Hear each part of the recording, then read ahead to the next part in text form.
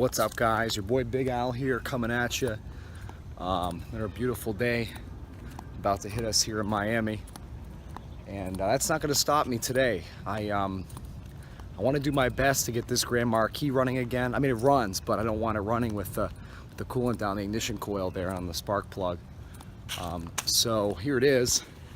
Hasn't moved since I made that video over a week ago. Just been really busy. Now I get the time, so I want to get this thing.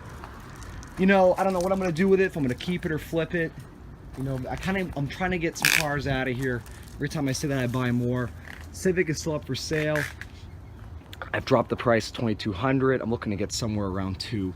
Anyway, I want to hopefully JB weld that crack and fix it. This is a very, very common 4.6 problem, more common than I ever imagined. Matter of fact, over at Cleared Hot Motorsports, we've got 2 of them in there right now with the cracked tube.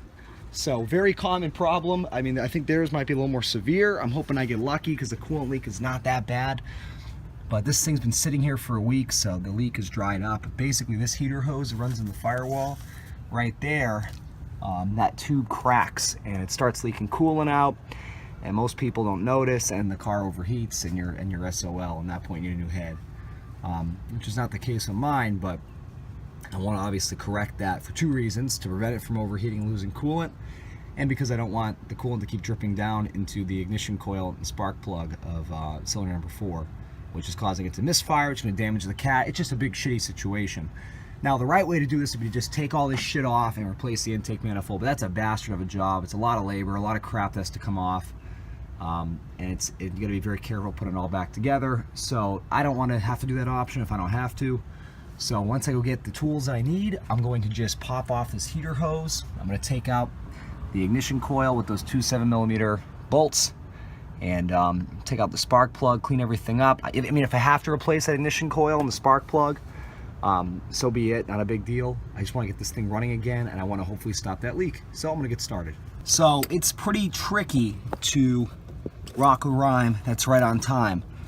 No, it's pretty tricky to get this, to get to this clamp that pops off this hose, because these 4.6s, the more modern ones, have so much bullshit, vacuum lines and wires and crap all over the place.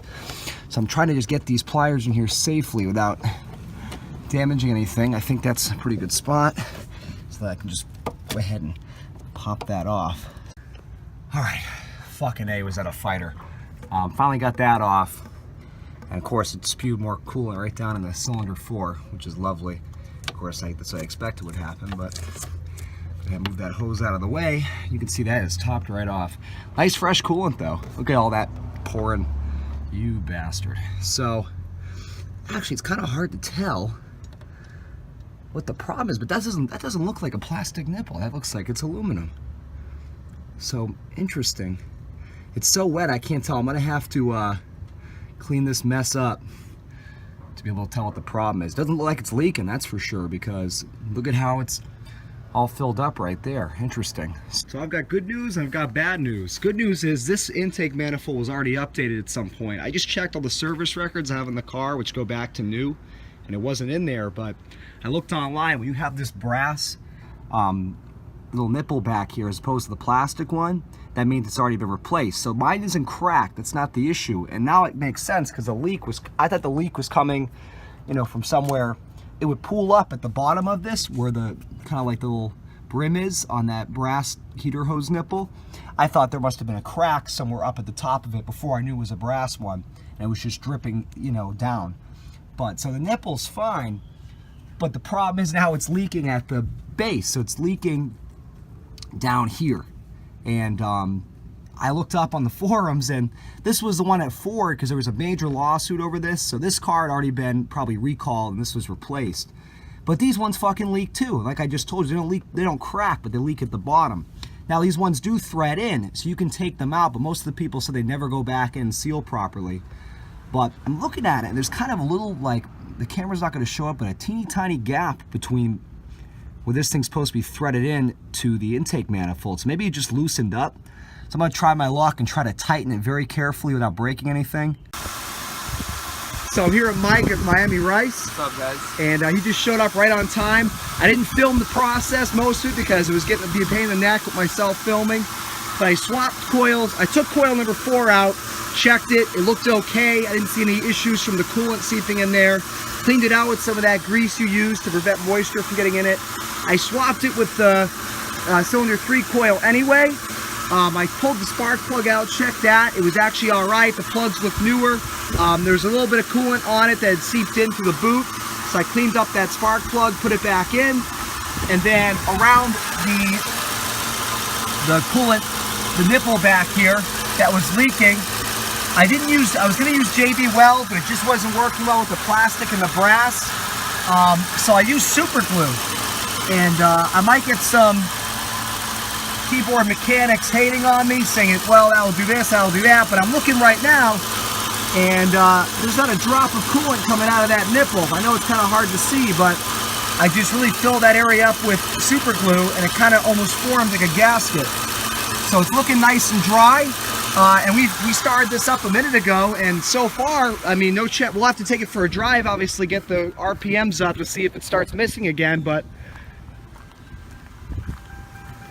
so far, no check engine light. That thing is running real smooth. I mean, when I had it, when it was missing before, you could tell. It was pretty obvious. So I think Mike and I are gonna hop into it and take it for a little spin and see how it holds up. So I'm here with the Miami Rice crew. You saw Mike before. And I've been driving this thing for a good 5 minutes at least. We've been getting on her hard and it's not missing at all. Matter of fact, the power, didn't even have this kind of power when I bought it. So I think that plug was already fouled up because the coolant was, seeping down there at that point. And when I bought it, it'd been sitting for a while, and by driving it, I must have really accelerated the leak. But yeah, it's not missing at all. It's running perfectly. So that's the Al's touch, right? Let's hope so. That's the Al's touch. So I'm hoping this fixed it. I'm gonna keep an eye on that super glue and see if it holds up. If it doesn't, I'll use something a little more commercial grade for sealing up around that brass nipple there for the heater hose. But I think this did it without having to tear out the whole intake manifold and that whole nightmare. So hopefully it did. I mean, even if it doesn't hold up forever, I ain't keeping the thing. But how do you think it's gonna deal with the heat? Well, that's, again, I don't know what this super glue is rated for. It's just something I had sitting around the garage, but I wanted to see if it was even possible to seal that leak at all. And if the super glue doesn't hold up, I'm gonna monitor this. I'm gonna keep an eye on it. I'll catch it before it leaks into the spark plug and the ignition coil again, and then I'll get something that can, withstand heat, some different type of sealer. Yeah.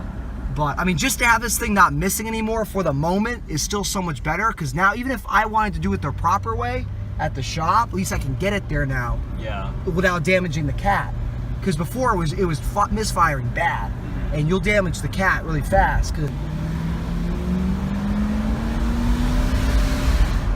feels like $1 million. Nice. Beautiful. So I'm gonna bring it back to the house. I'm gonna check and make sure that's still dry around that little brass nipple thing. And if it is, we'll call it done for today. So here it is running after 10 minutes. There is zero dripping over by the little brass nipple there where the heater hose goes in the firewall. And it's running perfectly.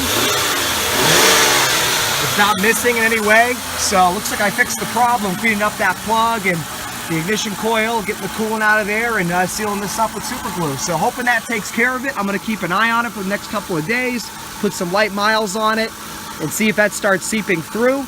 I might get a little more super glue, we'll go around it one more time, maybe something a little bit stronger, better heat resistance, but for now, just knowing that I have to replace the ignition coil or the spark plugs. I mean, most people just jump right in, start replacing everything.